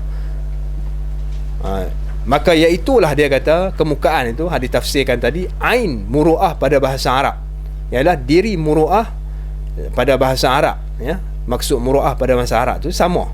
Dia sebut muru'ah dalam bahasa Arab ialah maksud yang disebutkan tadi ni. Contohnya dikatakan ya, pada lurahnya, pada lurah Arabnya dikatakan ini pada lurah dan bahasa Arab kan, si anu orang yang bermuka, yakni yang mempunyai muru'ah, yang malu ia daripada mengerjakan barang yang tiada patut dan loba ia, mana malu daripada mengerjakan barang yang tak patut dengan diri dia sebagai seorang manusia, kencing tepi jalan, buat benda yang walaupun kita tengok dia benda harus, tak berdosa, tapi benda tu menjatuhkan maruah. Begitu juga menjatuhkan maruah ni sama ada umum lah pada semua bangsa ataupun pada bangsa-bangsa yang tertentu. Mungkin bangsa Melayu kita ada perkara-perkara yang menjatuhkan maruah khusus pada bangsa Melayu kita, maka tak boleh buat, ya, jatuhkan maruah. Baik. Dan loba ia atas mengerjakan, maksud muru'ah pada bahasa Arab di sini, loba yang ni suka ya pada mengerjakan bersungguh-sungguh. Loba ni pulun lah, pulun. Ia atas mengerjakan barang yang membawa kepada kepujian diri dia. Dan dia kata pula, dan alhamdulillah ada muru'ah pada jenis Melayu, dia kata. Jenis Melayu lah. Faham bila sebut jinsun tu, mana bukan fardun, bukan fardun min afradi Melayu. Disebut jenis, maknanya jenis ni boleh kata semua, mungkin sebahagian. Jenis Melayu ni ada, jenis bangsa Melayu ni ada yang sifat muru'ah yang dipuji ni. Dia kata alhamdulillah, kata ni lah Tuan Faridah ni, Syekh Ahmad Fatani, ada muru'ah pada jenis Melayu ni, pada jenis bangsa Melayu ni ada muru'ah terlebih baik daripada setengah-setengah jenis yang lain. Dia tak abang sama dia. Dia duduk merantau banyak negara lah. Syekh Ahmad Fatani ni dia duduk di Mekah, mengaji di Mekah. Anak murid dia tu kenali salah seorang dia. Kemudian dia mai ke Mesir ni. Dia mai ziarah dengan Tok Kenali ke Mesir tu berapa kali, banyak kali kan, sampai disediakan tempat di Jami' Azhar tu, di atas tu, bilik. Baik. Jadi dia tengoklah kan, Wallahualam, segala bangsa yang lain pada Melayu, bangsa yang ada pada zaman dia tu, macam kita lah ni, tengok kan, dia kata terlebih baik, terlebih banyak, dia kata muru'ah tu pada jenis Melayu ni daripada setengah-setengah jenis yang lain, sebahagian daripada jenis bangsa yang lain. Contohnya dengan dalil, dia kata memulia mereka itu, jenis Melayu ni, akan orang yang dagang, ini orang asing. Memuliakan orang asing yang baik. Orang asing yang baik lah, kalau yang tak baik ni tak ni lah. Orang Melayu kita macam tu kan, siapa pun macam tu, bukan kata Melayu saja. Memuliakan akan orang yang asing yang baik yang datang kepada negeri mereka itu. Istimewa ahli Hijaz. Orang Melayu kita zaman dulu ni, kalau orang Arab, bangsa-bangsa Arab, orang alim ke, pedagang-pedagang, kalau pi di tanah Melayu ni, mereka ra'i semua. Mereka jaga tu lebih pada raja. Orang dulu, orang Melayu kita, itu antara sifat yang dipuji lah, muru'ah yang baik yang ada pada bangsa Melayu. Lebih-lebih lagi ahli Hijaz ni, kerana alaqah di antara bangsa Melayu dengan ahli Hijaz ni lama dah, ratus, mungkin 1000 tahun. Yang kita tahu ratus tahun lah, tapi mungkin 1000 tahun kita tak tahu, sejarah dia tak jelas. Ahli Hijaz ni mana orang Yaman, orang di sebelah dalam Hijaz tu, makna masuk dalam Jaziratul Arab tu, yang ada sekarang ni, termasuk Yaman, termasuk Saudi. Baik. Dan jika tiada dibalaskan mereka itu, walaupun dia kata, dan jika tiada dibalaskan mereka itu Melayu dengan syukur sekalipun, dia tetap, orang Melayu kita ni dia baik, walaupun mereka tu tak ucap syukur ke terima kasih pun tak apa. Orang Melayu kita memang macam tu lah, lembut, tak apalah, ini tak apa tu dah. Baik. Dan tiada ada pada mereka itu banyak tipu, dia kata. Tiada ada pada mereka itu Melayu banyak tipu. Bukan tak ada, orang Melayu kita menipu pun ada, tapi tak banyak macam bangsa lain tu. Lebih lagi bab berniaga kan. Kita ni ada yang betul, tapi Allah tak boleh kira dah. Orang Melayu kita hak berniaga lah ni, kalau kata di Malaysia dia terikut-ikut dengan budaya perniagaan Cina. Cina ni kalau tak nama berniaga, tak menipu ni, tak nama Cina. Tak nama, bukan kata semua Cina, jenis Cina juga. Ada Cina yang berniaga dia betul. Tak. Bukan kita kata semua Cina macam tu, tapi ghalib Cina nya macam tu. Ghalib Cina nya macam tu. Jadi orang Melayu kita yang berniaga di Malaysia lah ni tak mengikut sunnah lah. Sunnah dia terbawa-bawa cara perniagaan Cina, suka menipu. Tapi asalnya kalau orang Melayu berniaga dia kurang. Ada juga zaman tu, tapi kurang berbanding dengan bangsa lain. Dan tiada ada pada mereka itu menghilangkan air muka. Tiada ada pada mereka itu menghilangkan air muka dengan meminta. Yang ni tidak menjatuhkan air muka sendiri dengan meminta sedekah misalnya. Dia pun tak suka. Orang ni contoh zaman dia ni, tak suka berminta-minta tepi jalan apa. Bersalahan setengah daripada jenis yang lain dia kata. Hak dia tengok sendiri. Faham-faham lah kan. Syekh Ahmad tu dia merantau ke tanah Arab ni, banyak dia duduk. Jadi dia buat perbandingan lah antara bangsa Melayu hak yang zaman dia tu, bukan zaman lain ni tak, bangsa Melayu zaman dia dengan bangsa lain. Baik.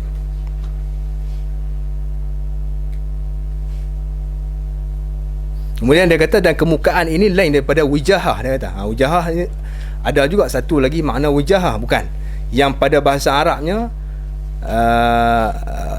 lain. Kemukaan ini dia kata lain daripada makna wajahah yang pada bahasa Arab. Ada juga kemukaan yang diterjemah daripada wijahah. Kerana makna wijahah ini, wijahah itu al-hadzu wa rutbah. Makna wijahah di sini ialah hadzu wa rutbah, iaitu bukannya kemukaan yang pada bahasa Melayu.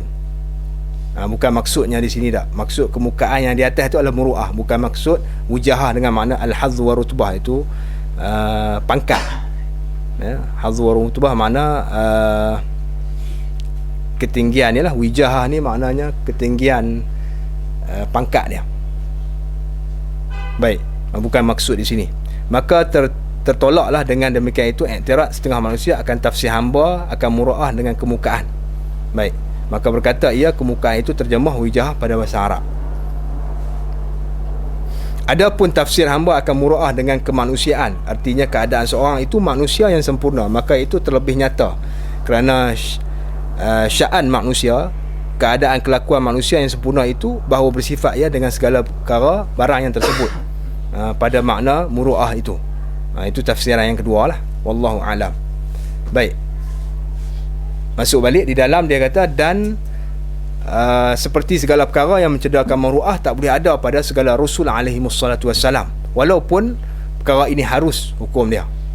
Walaupun perkara ini harus hukum dia, tidak jadi haram, tidak jadi makruh, tetapi tak boleh ada kerana dia menjatuhkan maruah. Bahkan bukan kata pada Nabi, pada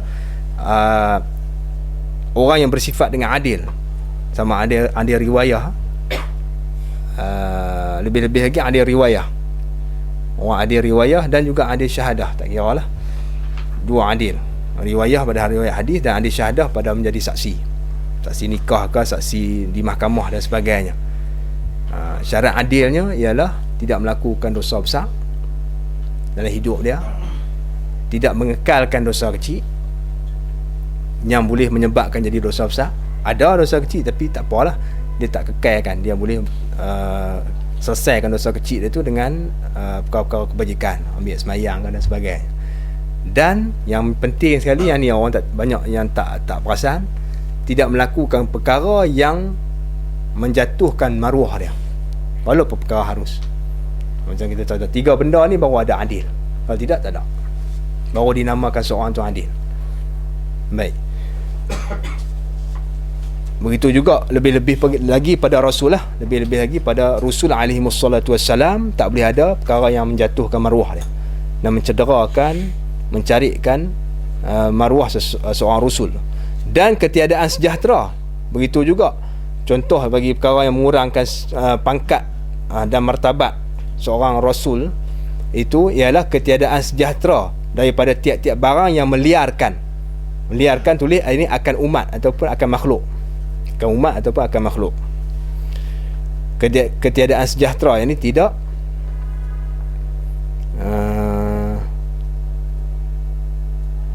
sejahtera, tidak selamat daripada tiap-tiap barang, tiap-tiap perkara yang meliarkan akan umat, akan makhluk tu. Ini pun tak boleh ada pada Rasul. Dan tiap-tiap yang mencederakan akan hikmah dibangkitkan mereka itu, yang ini menjadi Rasul. Apa dia hikmah dibangkitkan mereka itu, segala Rasul, iaitu menunaikan segala syarak Allah Ta'ala dan menerima umat akan dia. Menunaikan segala syarak Allah Ta'ala dan menerima umat akan dia, akan syarak Allah daripada mereka itu segala Rasul. Itu maksud ataupun hikmah dibangkitkan mereka itu menjadi Rasul. Hikmah dia ialah menunaikan segala syarak Allah Ta'ala, yang dia menyampaikan segala hukum syarak kepada makhluk, dan menerima umat makhluk itu akan segala hukum syarak daripada mereka itu, daripada segala Rasul. Jadi tak boleh ada perkara yang boleh mencederakan akan hikmah dibangkitkan menjadi Rasul. Jadi 3 benda ni kena ada. Yang pertamanya tak boleh bersifat dengan tak boleh bersifat dengan ketuhanan. Kita ambil balik. Yang keduanya tak bersifat dengan malaikah. Yang ketiganya tidak bersifat dengan sifat manusia yang mengurangkan pangkat mereka itu. Antara contohnya dia sebut sini berapa contoh. Antara contohnya ialah segala perkara yang menjatuhkan maruah, itu contoh yang mengurangkan pangkat segala seorang Rasul. Contoh yang keduanya ketiadaan sejahtera daripada perkara yang meliarkan akan umat, tak selamat daripada perkara-perkara benda yang menjauhkan umat. Meliarkan maknanya menjauhkan umat daripada dia. Umat lari jauh, tak mau rapat. Dan tiap-tiap perkara yang mencederakan, dia umumkan. Tiap-tiap perkara yang mencederakan akan hikmah dibangkitkan menjadi Rasul.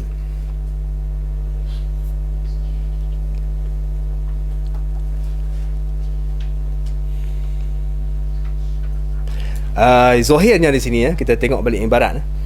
Dia kata seperti segala perkara yang mencederakan muruah ini contoh bagi sifat manusia yang mengurangkan qadar pangkat. Dia bawa satu contoh satu contoh. Kemudian dia kata dan ketiadaan sejahtera ini bukan contoh dah. Ini benda lain pula, perkara lain pula. Jadi kita ulang balik. Yang pertamanya Nabi dan Rasul itu tak boleh bersifat dengan sifat ketuhanan. Dan yang keduanya tak bersifat dengan sifat malaikah. Yang ketiganya dia tak bersifat dengan sifat manusia yang mengurangkan pangkat dia, yang menjatuhkan pangkat dia yang maha tinggi. Contohnya macam dia melakukan perkara yang menjatuhkan maruah dia. Itu satu contoh dia buat. Yang keempatnya ketiadaan sejahtera daripada tiap-tiap perkara yang meliarkan.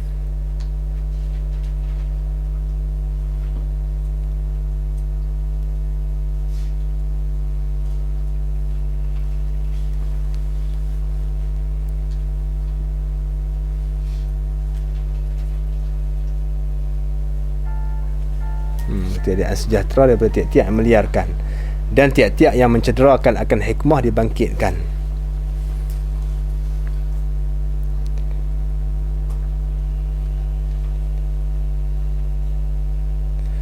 Okey.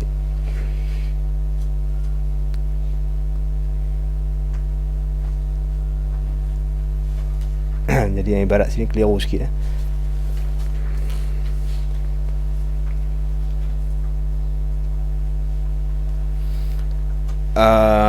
ini masuk zahirnya masuk contoh juga lah. Antaranya contoh yang saya ulang balik Nabi tidak bersifat, Rasul tak bersifat ketuhanan, yang keduanya tak bersifat dengan malaikah, yang ketiganya tak bersifat dengan sifat manusia yang mengurangkan pangkatnya. Dia bawa contoh seperti segala perkara yang mencederakan muruah, menjatuhkan maruah, dan juga tidak sejahtera. Ni masuk bawah contoh ni. Mana contoh yang keduanya, tidak sejahtera daripada tiap-tiap perkara yang meliarkan, tiap-tiap barang yang meliarkan akan umat. Yang ni tidak selamat daripada tiap-tiap perkara yang menjauhkan umat daripada dia. Umat lari, penyakit teruk ke kita kata, penyakit berjangkit ada kat dia ke, tapi dah umat pun kita pun lari. Baik, ada tak boleh ada sama sekali pada Rasul. Dan tiap-tiap yang mencederakan, contoh yang ketiga, duduk di bawah contoh yang kedua ni, iaitu ketiadaan sejahtera daripada tiap-tiap yang mencederakan akan hikmah dibangkitkan mereka itu menjadi Rasul. Ada sini atah kepada ketiadaan sejahtera daripada tiap-tiap yang meliarkan akan umat. Dan contoh yang lain pula,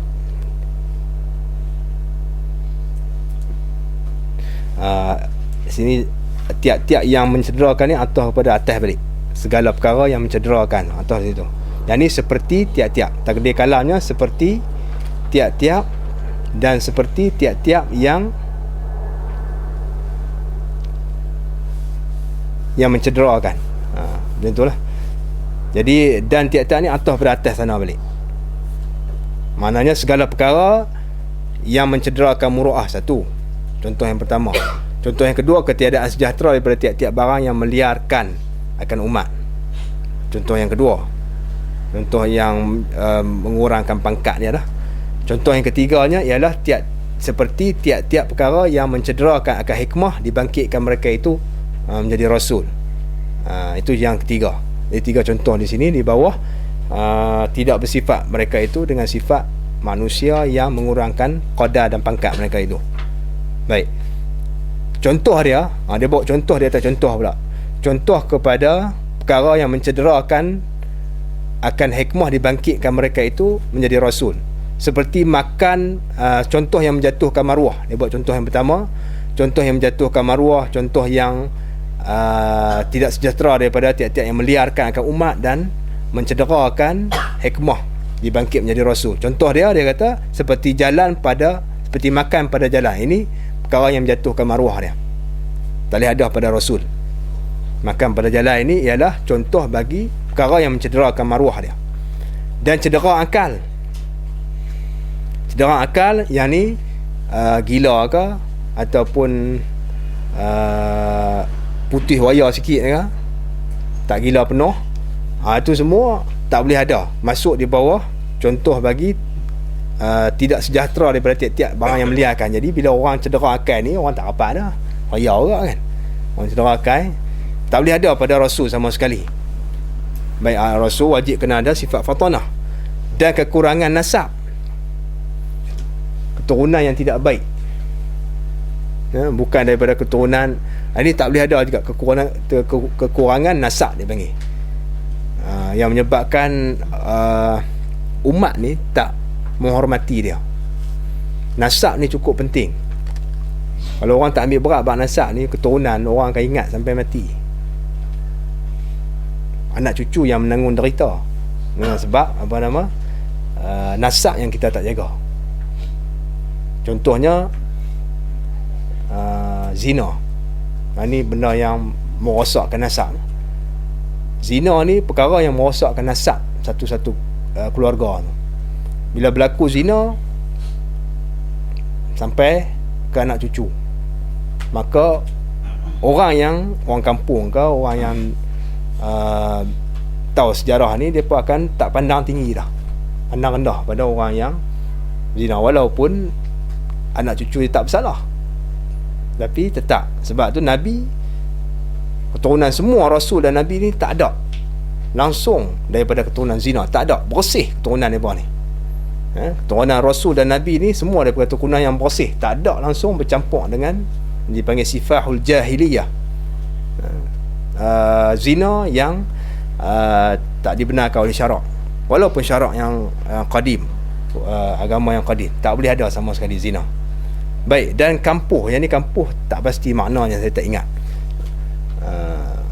Kampuh ni nanti kita akan rujuk kembali makna dia apa. Tanda dulu situ lah. Jadi kita tanda balik, InsyaAllah kita akan murajaah balik apa makna kampuh di sini.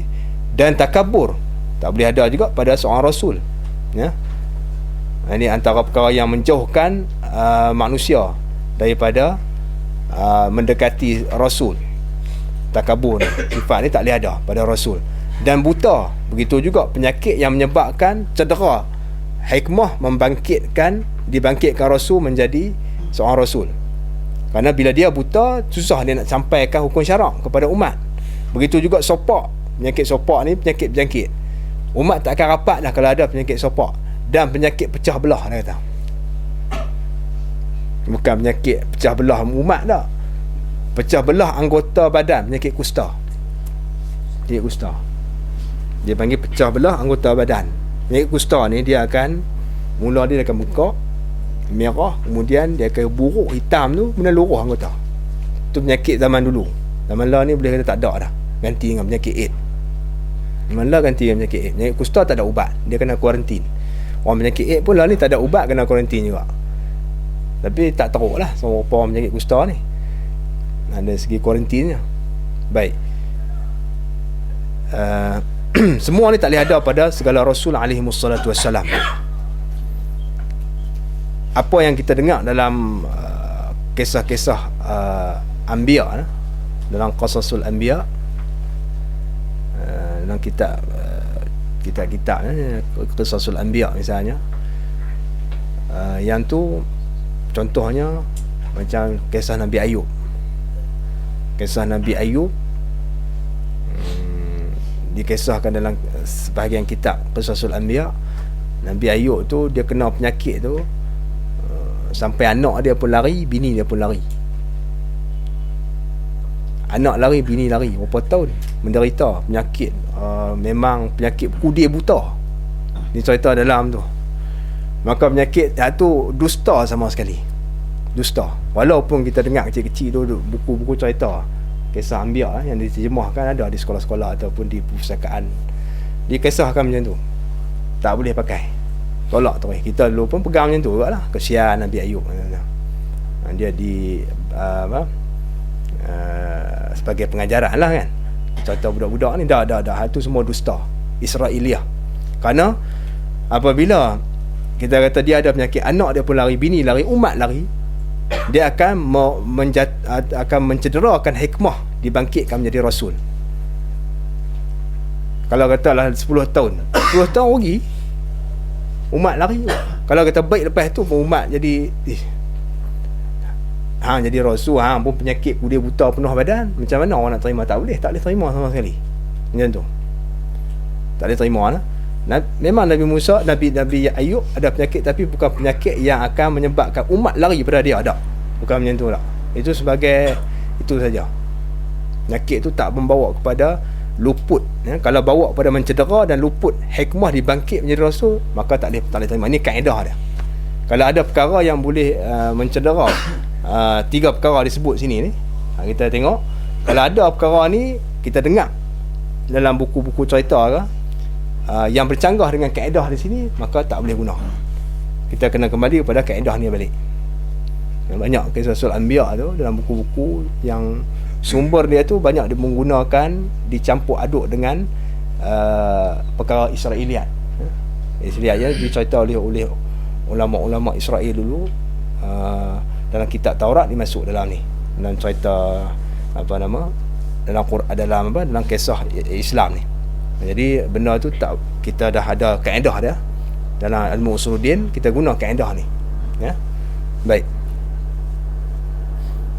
begitu juga apa yang berlaku yang dikisah dalam Quran daripada Nabi Adam dan nabi-nabi yang lain yang rupanya maksiat, tapi sebenarnya bukan maksiat pada zahir, pada batinnya bukan maksiat. Maka ditakwilkan perkataan tu, dan hikmahnya antara dia dengan Allah Ta'ala dia tahu. Macam kisah Nabi Adam dan Nabi Daud alaihissalam, ada kisah dia, dan beberapa Nabi lain, Nabi Musa. Maka ditakwilkan semua tu bukan maksiat, tapi rupa maksiat. bukan maksiat sama sekali, bahkan benda tu tak dianggap sebagai maksiat. Baik, dia kata dan dalil harus bersifat mereka itu dengan sifat manusia yang tiada mengurangkan qadar mereka itu. Dalilnya ialah dilihatkan ada pada mereka itu, ada sifat pada mereka itu alaihimus salatu wassalam dengan musyahadah. Dalil dia dengan musyahadah, dengan mata kepala kita. Tapi kita tak nampak lah, kita hanya dapat melalui riwayat. Riwayat adlin an adlin, riwayat orang adil daripada orang adil. Bagaimana dalam hadis-hadis diceritakan sifat-sifat Nabi kita Muhammad sallallahu alaihi wasallam dan juga sifat-sifat Rasul yang lain. Baik. Kemudian katanya dan menghimpunkan habis berkenaan dengan akidah yang berkaitan dengan Rasul alaihi wassalatu wassalam. Jadi maknanya di sini 4 perkara yang wajib pada hak Rasul alaihi wassalatu wassalam, dan lawan yang 4 iaitu tak boleh tidak perkara-perkara yang mustahil pada Rasul, jadi 4, semuanya jadi 8, dan campur satu yang harus jadi 9. Jadi 9 akidah yang berkaitan dengan segala Rasul alaihi wassalatu wassalam, campur kepada 20, 40,